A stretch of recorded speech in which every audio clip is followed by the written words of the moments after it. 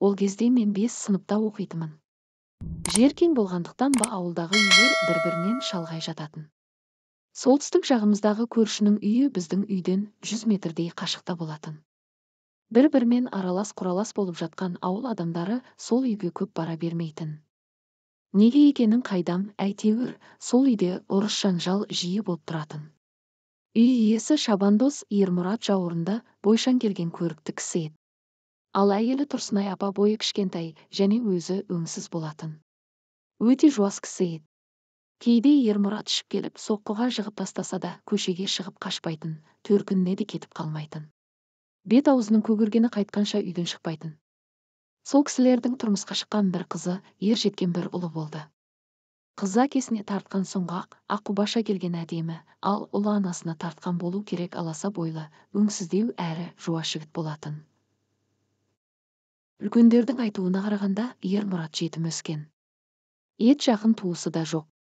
Қалың мал төлеп алуға шамасы болмаған соң бір кедей тұратын кісінің қызына үйленген.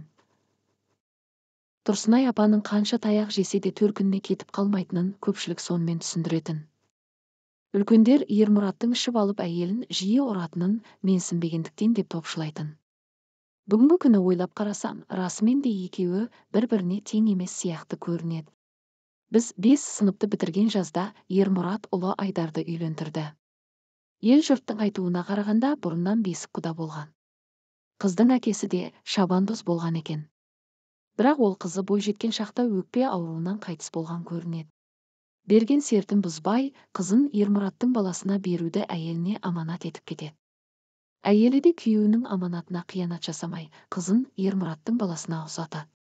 Айдардың келіншегі Айша қос бұрымы белден төмен түскен сұлу еді. Бойы да Айдардан ұзын болатын. Елдің бәрі қызығып қарайтын. Кейбір көре алмаушылар бойында бір кемшілігі бар шығар, әйтпесе мынаған қалай тиіп жүр десті.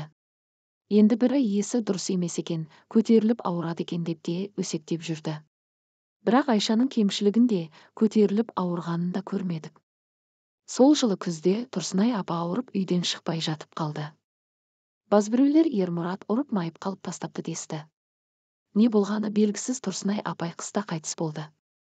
Ермұрат көкпар шауып нәпақа табатын.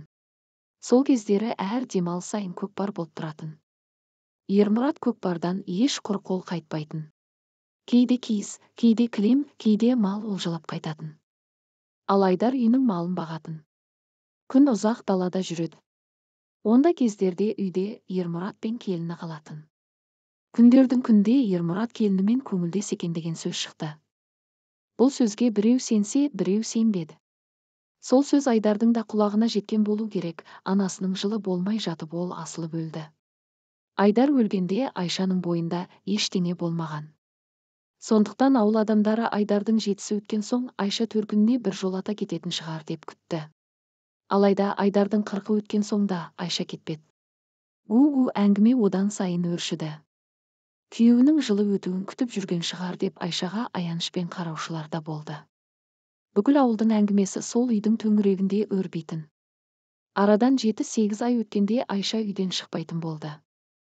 Бұрын да көп бара бермейтін ауыл адамдары Айдар өліп, өсек аяң көбейген соң ол үйге бас сұғудан қалған.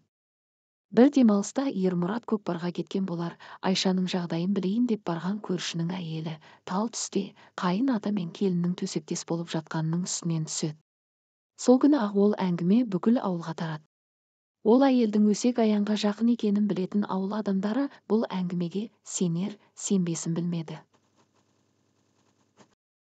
Алайда көп ұзамай шындықтың беті ашылды. Арадан 2 ай өткенде Айдардың жылын берді.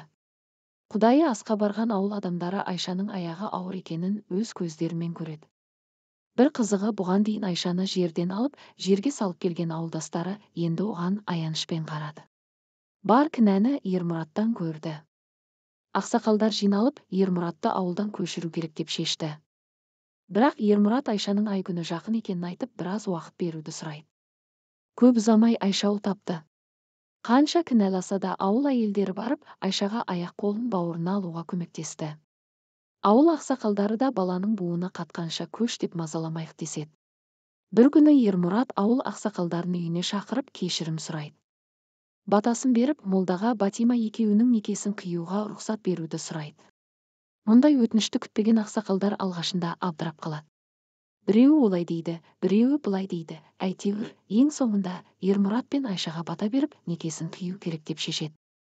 Содан кейін арадан 3 жыл өткенде Ермұрат пен Айша 2 баласымен басқа жаққа көшіп кетті. Бәлкім өздерінің бастан өткергендерін есейгенде балаларымыз білмесін деген шығар. Бала кезімде ауылда болған осы бір оқиға ойымнан кетпейді.